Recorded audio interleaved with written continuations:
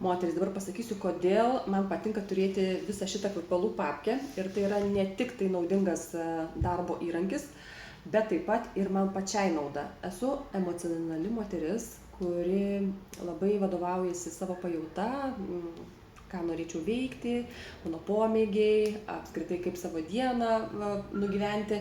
Tai tas pats yra ir su kvepalais.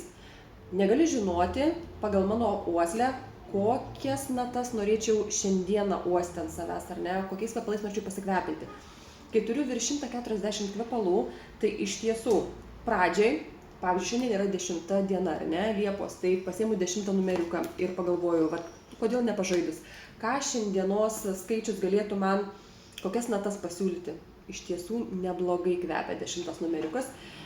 Jeigu mano uosliai sako, ne, šiandieną tu ne taip norėtum kvepėti, tai ką tada paimu ir mėgaujuosi kitais kvepalais.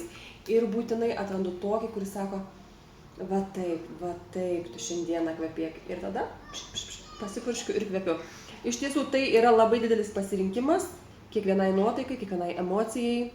Ir kvapas yra ne tik tai tiesiog pasikvepinu, kad maždaug prakaito kvapą atmušti, ar ne, nežinau, moteris gal šiaip tai turi labai gerą dezodorantą kreminį, jeigu kažkam tokia problema.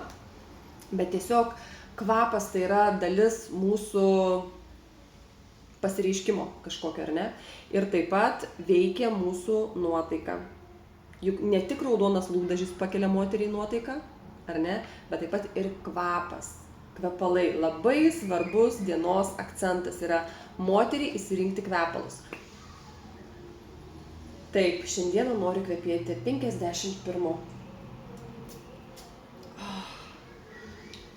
Kaip skaniai, kaip skaniai. Taigi, moteris, matot, šitaip ir žaidžiu. Kiekvieną dieną vis bandau atspėti, bandau save pajausti iš naujo, kokiu kvepalu šiandieną norėčiau kvepėti, kokiomis natomis ir ką tai apie mane sako. Tai štai, kodėl dar man vertinga turėti visą papkę kvepalų, ypatingai emocionaliom moterim.